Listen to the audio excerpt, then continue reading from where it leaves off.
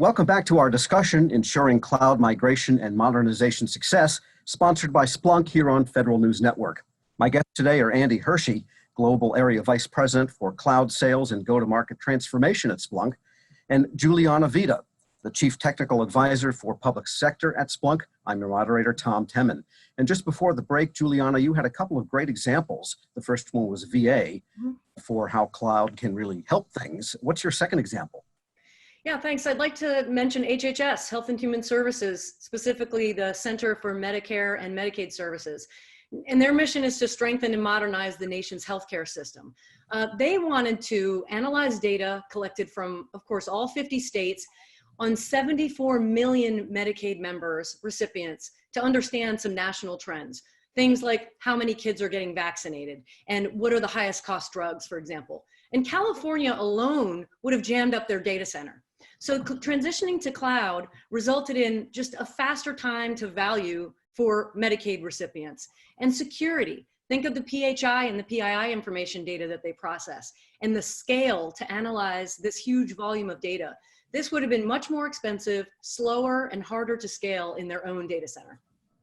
You know, and Tom, I just want to emphasize my original point about outcomes, because that's what Juliana's focusing on here. And I think that, again, is so critical and super important. And another example, just to toss in, is a local one, Smithsonian Institution's Data Science Lab.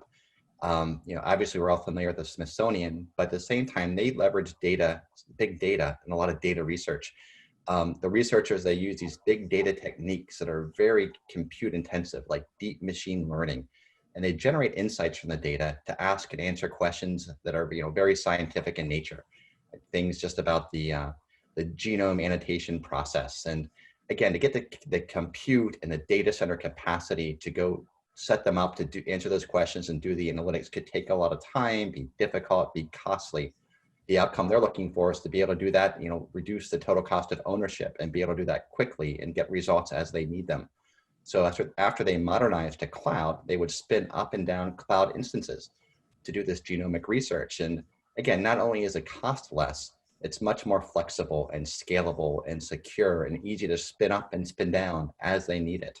So Tom, to your initial question, yes, there are barriers to adoption, but there are also, you know, now more than ever, just more examples of agencies that are not allowing these challenges to prevent them from delivering on their missions at the speed, scale, and with the security that their stakeholders expect. All right, I guess the more good stories we have, though, the easier it'll be for the people that come after this. And let's talk about the cybersecurity aspects of cloud, because cloud migration has been accompanied by a major effort, the FedRAMP effort on ensuring cybersecurity and reproducibility of it. And then the whole big premise behind the federal IT modernization drive is better cybersecurity. So how can cloud enhance it? And what are some of the pitfalls to avoid to make sure that cloud adoption doesn't make your cybersecurity worse by increasing your attack surfaces? Yeah, the security question, I'd say that the short answer to this is FedRAMP, is the FedRAMP program. And here's why I say that. I mentioned I had been a civil servant and I worked in the Pentagon, and just 7 or 8 years ago there, I remember meetings with senior DoD and uniformed service CIOs. And if a vendor came in talking about any kind of commercial cloud solution, it was pretty much pitchforks and torches in the room saying, you know, we're never going to do that. And the pushback was almost always about security. How will they keep the data secure? How will they make sure that it's not compromised? And it was a trust issue. There was very little trust from the government that industry was solving for this security and risk piece. And they're valid concerns. They were then and they are now. And the main reason that the FedRAMP program stood up. And it exists to make sure that there's compliance to a set of rigorous standards.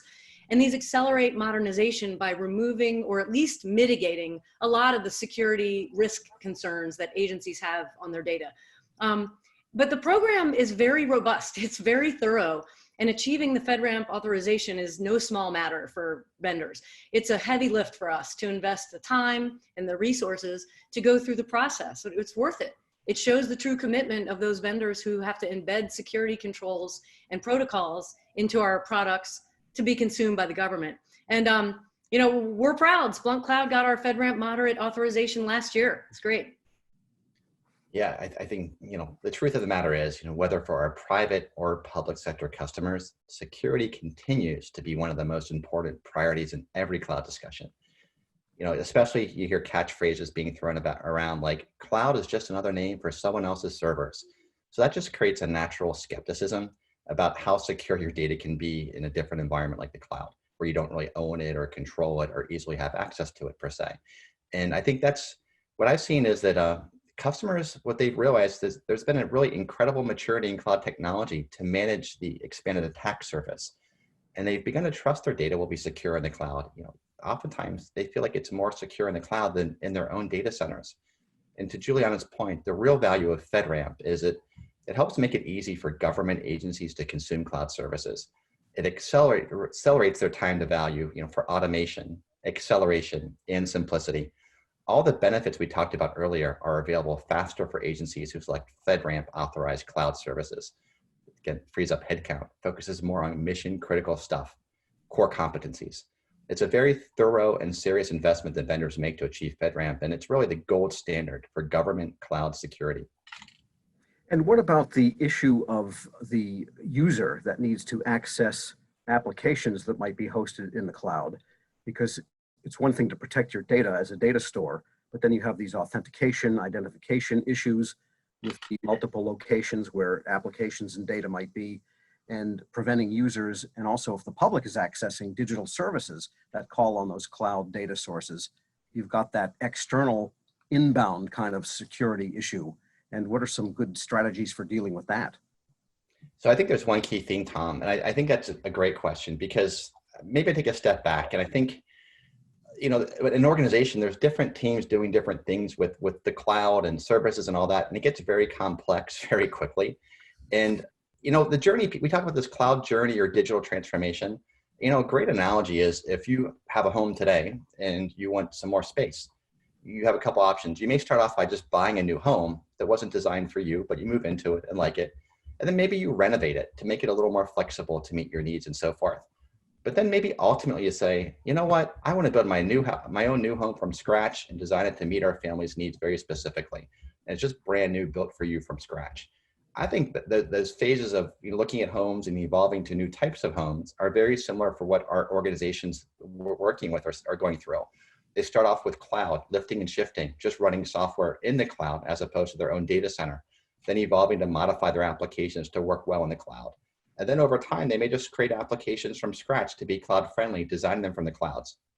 Going back to your earlier part, there might be a security team, an ops team, a business analytics team, and these orgs that are all doing different types of things in different phases of that journey. So that's where it gets really complex, to your point, Tom. And I think my key point on this one is I would say you need a way to leverage all this data, because cloud makes things simpler on one hand, but all different types of data types and sources and the SaaS applications and all that.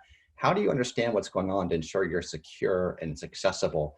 And leveraging a data platform to make sense of that data is really critical to leverage that data to your advantage to make the best decisions and make it easy for users to perfectly leverage the cloud. And just a real quick question, it sounds like that should be a third-party platform that the user is in control of, as opposed to, say, one of the services that the cloud providers offer, and they don't necessarily match from cloud to cloud. I think leveraging a platform that can leverage a diverse set of data and help you piece it together to quickly make real-time proactive decisions is absolutely critical, yes. All right, on that note, we'll take a short break. My guests today are Andy Hershey, Global Area Vice President for Cloud Sales and Go-to-Market Transformation at Splunk, and Juliana Vida is Chief Technical Advisor for Public Sector at Splunk. I'm your moderator, Tom Temin. This discussion is Ensuring Cloud Migration and Modernization Success, sponsored by Splunk here on Federal News Network.